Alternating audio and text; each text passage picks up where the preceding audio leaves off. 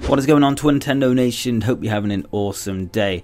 Now in today's video I'm going to be recapping the Pokemon GO Q&A session that was held at E3 today. Now this is just going to be a brief summary of what happened, because I do have the live stream on my channel. I did stream it with Team Atlas Go and trainer tips, but for those who don't want to sit through that or just miss the live stream altogether, this is a quick summary of what was basically mentioned and some of the stuff we have known a bit about, and it's just kind of brought up again. And I will mention that just in case people haven't heard of it before. And there were also some new details about Pokemon GO that are very, very exciting. So first of all, it's confirmed that all Pokemon will be in the game at some point, which is probably my favourite news that we got today. So it says, the plan for Pokemon GO is for eventually all Pokemon to be available, but it began with the first generation to celebrate the 20th anniversary. So it's not going to launch with probably second generation, third generation Pokemon, or all 721. It's going to start off with the first 151, and it's just going to move on from that. So hopefully we will get a second generation, whether they add them all at once or maybe through waves, through second generation first and then third generation onwards and stuff. We'll have to wait and see, but so far I'm very, very glad, because that was one of my main problems with Pokemon GO. Having a worldwide game but only 151 Pokemon to go around isn't very good, but that's very, very exciting. Now the next thing they mentioned is something that I never really considered in Pokemon GO, and after consultation with the Pokemon company, they allowed Niantic to make Pokemon rarer if they're rare in the main games and keep their style of personality. And what it means by style of personality, for example, there's Abra, and they say Abra can teleport away from the battle, or from, I say battle, it's not really a battle in Pokemon GO, but it can teleport away from you so you can't catch it, very similar to how it does in the main Pokemon game. So they're kind of trying to get a bit of a crossover. It's not going to be very similar in terms of how the game is played, obviously we know that, but there are going to be a few similarities in terms of Pokemon behaviour and other features, so that's very, very interesting, and hopefully some more Pokemon will have kind of their in-battle or in-game features like Abra.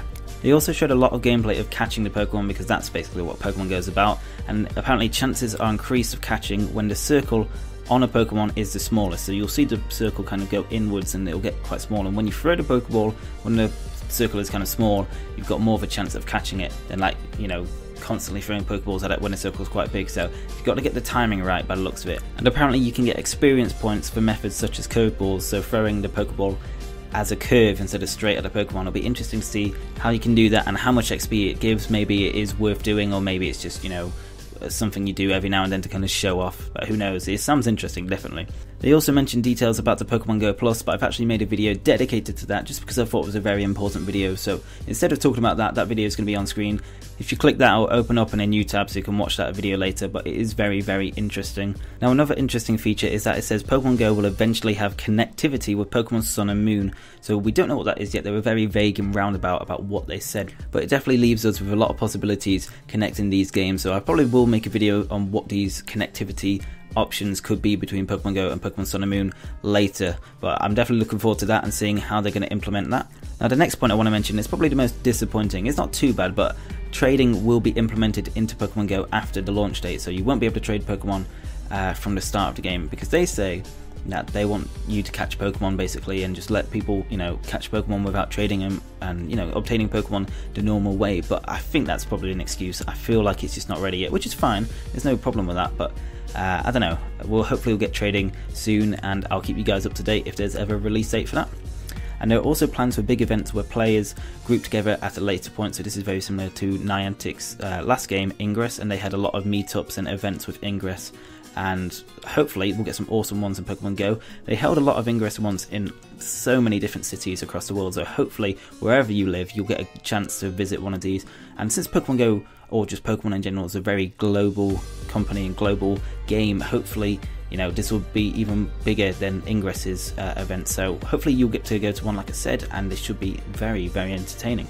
Now the last one I want to mention is very important, because I know the amount of comments I get every day saying, when is Pokemon GO going to be released? Well, apparently Pokemon GO will be primed to be released towards the end of July, when the Pokemon GO Plus bracelet or wristband releases. However, there is no solid date yet. It seems like they want to get it out in July.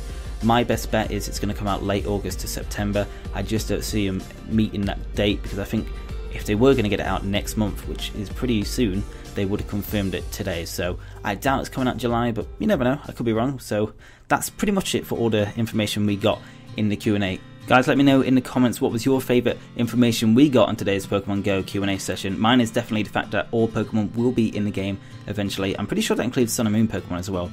So we'll see how that is implemented. Hopefully they'll get generations in quite quickly. I don't want it to be like a new generation every 6 months. I know Pokemon goes for the long term, but I think that will put off a lot of people, and even me, who's quite passionate about Pokemon Go. But yeah, that was my favourite moment. Definitely let me know in the comments what was yours, and if you did enjoy this video, definitely drop a like. I really appreciate it. We've got 2 videos out today, so I'm definitely getting back into the groove of YouTube, so it's really nice to see all the positive comments and the positivity on the YouTube videos again. Also guys, if you're new to Twintendo Nation, and maybe this is the first time you're watching, definitely hit the subscribe button if you want to stay up to date with anything Pokemon Go or Sun and Moon. But anyway guys, that's it for today's video. Thank you so much for watching, and I will see you in the next one. Peace!